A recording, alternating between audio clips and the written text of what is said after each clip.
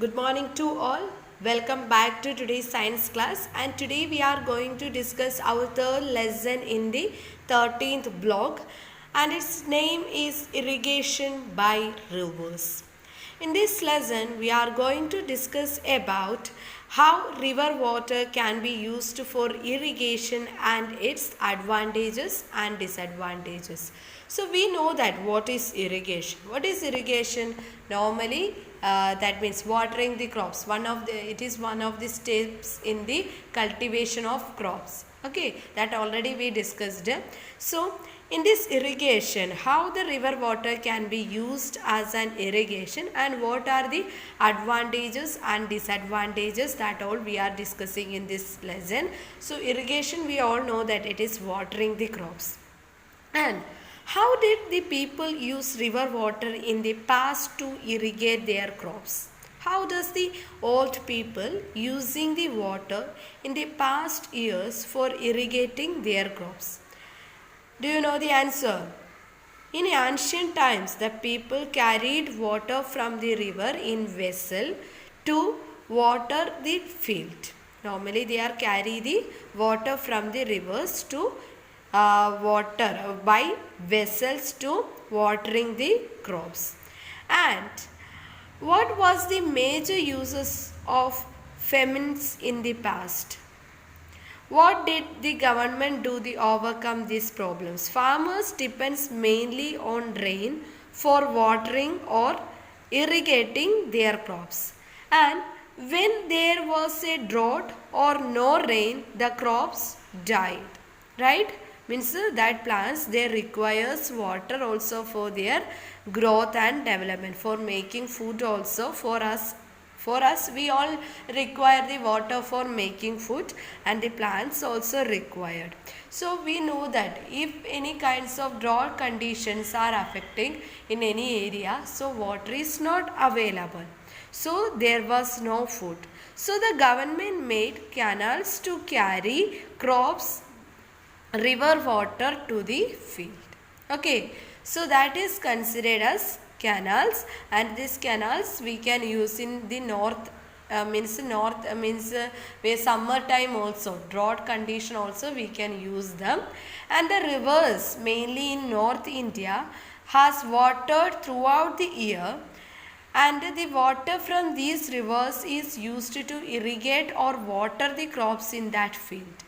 So we can say that the river water is also taken through canals to irrigate the field in far away areas.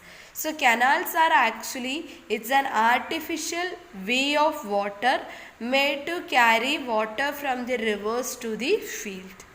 Means the ancient people, they use the vessels to carry the water from the rivers to their field. But in drought conditions, what will happen? They will not get the water. Okay, and now the government taken step for making the canals, and it is an artificial way of supplying the water. And these canals are we are using to irrigate over 1/3 of all. Then farming in India, canals, 1/3 of farming in India, we are depending the canals. Okay, and these canals used for irrigating the field in Punjab, Haryana, Delhi, Uttar Pradesh, Bihar and all. In Rajasthan, canal is the biggest canals, or Indira Gandhi canal is the longest canals in India. And other techniques of irrigations are sprinklers, watering the crop by using sprinkler, or drip irrigations helps to save water. Okay, are you clear about this concept? That means we need to learn about what irrigation and its advantages and disadvantages. That irrigation already we discussed. Now we can discuss what are the advantages and disadvantages. And what are the advantages or disadvantages of these canals or irrigation, that we can discuss now. Normally, when we are considering about the canal in irrigation, the river water is actually we made to flow through canals to the field directly or stored and then sent to the field when required. Canal irrigation is popular in the states, mainly Uttar Pradesh, that we already discussed. And this canal irrigation, its advantages only we are going to discuss now. It helps farmers irrigate their field even when there is no rainfall. Already we discussed. Is there any kinds of drought or like these things are affecting time? What will happens from the rivers? We will not get the water to water the crops. Okay, so it helps, the canal irrigation helps the farmers to water or irrigate the field in the absence of rainfall, and it also helps to increase the production of crops. These are the advantages, and at the same time it helps to control food as the overflowing water is taken to the field, and it helps to control flood, means in the case of heavy rain and all happening time. After that means in mainly in monsoon season and all, so overflowing of water it can avoid. And what are the disadvantages? For building canals is actually too expensive, and that building process is also very slow process, and at the same time large amount of water is wasted as plants do not need that much of water. That means there is a wastage of water, and as a result it causes soil erosion. Okay, and we already discussed about other techniques of irrigation. We learned that drip irrigation. What is drip irrigation? It means that unlike canal irrigation, we can drip irrigations are mainly we are using the sprinklers, and it provides right amount of water to the crops. Okay, and it helps to drip irrigation helps to save more amount of water. Are you clear? And in this lesson we mainly discussing about what is irrigation. Irrigation means watering the crops, and the various ways how can we irrigate. Normally in North India we know that rainfall is very less compared to Kerala and all. Even though in Kerala we have enough rainfall and all, anyhow in summer season we are actually there some areas there will be problem for water, drought conditions and there. But in North India compared to Kerala or South India, their waterfall or rainfall is very less.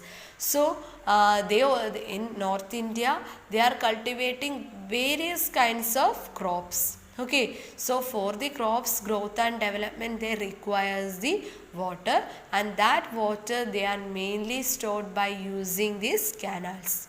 Okay, and in these canals what we are doing that river water we made to flow through canals to the field directly and stored, then sent to the field when required. Okay, and the advantages and disadvantages already we discussed. Normally first case it can provide water in the absence of rain, and at the same time we can say that there is an extra water in rivers we can use, and it avoid the flood, overflowing of water in rivers it will avoid. And disadvantage means that it is very, for making the canals are very expensive, and at the same time we can say that its process, that building process is slow and it causes wastage of water. Okay, then another kinds of irrigation is drip irrigation.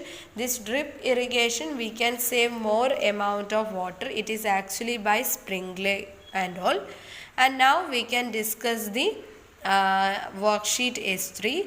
In this worksheet S3, one article, like one picture you can see along with an article, and we need to answer the question. First we can read the article. The canals are waterways made from rivers to reach areas that need water. Canal irrigation is important in India. It is used in areas where rivers flow throughout the year. In India, canal irrigation is done in Assam, Andhra Pradesh, Uttar Pradesh, Haryana, and canal irrigation has increased the production of crops and make farmers less dependent on rainfall. However, Digging of canal is expensive and take a long time, and also canals can overflow and flood in the area. So first question, what is canal irrigation?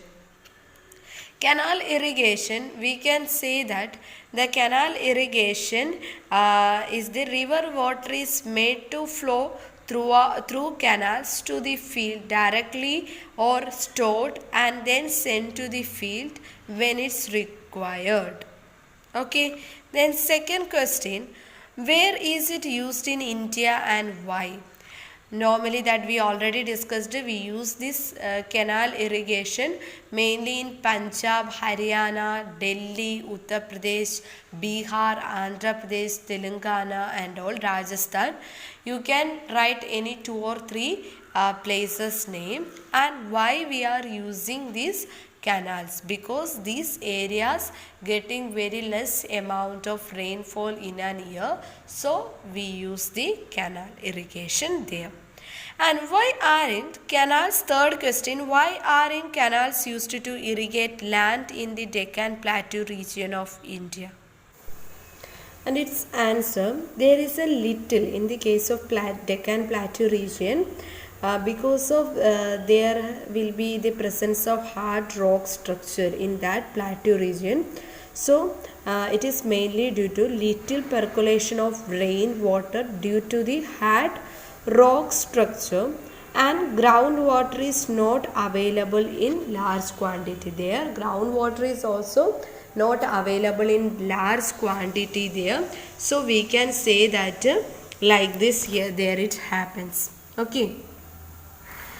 Then our fourth question, what are the advantages of canal irrigation? That already we discussed. It can provide water in the absence of rain, and at the same time, one more you can write, and extra water in the rivers we can use it in irrigation. Then fifth question, how is canal irrigation different from drip irrigation? Canal irrigation, we already know that we are actually using the water directly to the that from the rivers to the field directly or stored and then sent to the field. But in the case of drip irrigation, we are just spreading or sprinkler the water, and this plants that drip irrigation can give a right amount of water to the crops, but in the case of canal irrigation it provides excess amount of water. Okay, so that's all about our third lesson worksheet, and now we can move on to our next lesson. And our next lesson, that means our last lesson in this block, and this lesson name is dams. Okay, the fourth lesson name is dam, and in this lesson mainly we are going to identify the advantages and disadvantages of building dams on rivers. Advantages and disadvantages of buildings dams on rivers. Why are rivers important? Why does these rivers are very important? Because they are an important source of fresh water, and it can provide us with water for our daily needs, and that water we can use to for irrigate our field, and we can make electricity also by using with the help of rivers. And many industries also depends on rivers for water. Okay, and when we are considering about the dams, or in your in this picture also you can see the how does the dams they are situated. And when we are considering about this, we know that water from the rivers are actually collected in dams, and these dams are wall built across the rivers to hold the water, and this water collected in dams that we can taken through canals to irrigate the field. And dams have been built across many rivers in northern and southern India, and dams water is also used to generate electricity. And That electricity we can supply to nearby places, and dams helps to prevent flood. And however these building dams can cause problems for the environment. Trees are cut to build them. Humans are displaced to make space for them, and many animals lose their homes. Okay, and when we are considering about this, we can consider that this dams provides the water for irrigation to many states in India, and it also provides the water to generate electricity. And we all knows about Tehri dams, and the construction of Tehri dams devastated the lives and livelihoods of thousands of people who are displaced by it. They have to move from there. Many trees are cut for this project. What project? This Tehri Dam project. And at this, that already we discussed, and which has which has had a negative impacts on the environment. Obviously we know that when we are normally for buildings or construction works and all, we are cutting the trees, and we know that we already learned that the animals, their homes, our environment, their natural environment, and human activities, how does it affects, that all we discussed in our earlier class. And by the construction of dams in rivers, that also leads to the lostage of the home. Means there are many peoples, not only the animals, human beings also it affected. And what is dam? What do you mean by dam? A dam is actually a tall structure made from bricks and cement on rivers to store the water. What is dam? Dam is a tall structure, and it is mainly made with bricks and cements on rivers to store water. And dams save water from rivers. This water that can be used for irrigation and making electricity also. Building dams helps to prevent floods. There are some advantages of dams. Too many trees. These are mainly the advantages. Now we can discuss what all the disadvantages. Whenever we consider any of the things, it have positive and negative aspects. And what all the negative aspects of the construction of dams related? That is mainly the trees are cut, which is not good for the environment. When we cut, means for making the construction works of dams, we are there is a cut down of trees. It is actually not good for our environment, and at the same time it affects the animals living in that area and human living in the area where dams are about to be built have to move. In case of natural disasters like an earthquake, dams can get damaged and cause floods in that area. Okay, these are the disadvantages, and it has some advantages also. We can save water. Advantages like we can save water for irrigation and drinking, and we can make electricity. All those things are advantages, but some disadvantages are also there. That disadvantages we already discussed, that are mainly to cutting trees and increase the pollution of rivers. Okay, and now we can discuss the worksheet answers. And in S4 answers, that some here it is given. Look at the picture, read the article and answer the following questions. The Tehri Dams is the highest dams in Asia, and it provides water for irrigations to many states in North India. It also provides water to generate electricity. The dam saved many towns in the foothills from the floods that hit Uttarakhand in 2013. However, many people feel that it will be unable to withstand a strong earthquake. This project destroyed the lives and livelihoods of thousands of people who were displaced. Also, the cutting of many trees for this project has adversely impacts the environment. So, here already the positive and negative aspects already here it is given, and you maybe know understood about while reading this article. So now we can discuss the question answers. The first question, what is dam? That already we discussed. A dam is a tall structure made from bricks and cements on river to store water. Okay. And second question, how do we build dams? How can we build dams? Okay. And mainly this dams is the building of dams in. And the second question, why do we build dams? That already we discussed that for irrigation and to generate electricity, all those things we are building the dams. And third question, what will happen if a dam breaks during an earthquake? If a dam breaks due to through an earthquake, then the dams can get damaged and cause floods in that area. That means is there any earthquakes happens, so that time dams can get damaged and cause flood in that area.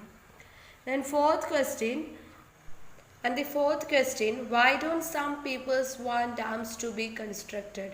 That is mainly because of its environmental problems. Already we discussed that while the construction of dams, sometimes it restricts the flow of water in rivers and increases the pollution, and it affects the natural habitats of animals badly.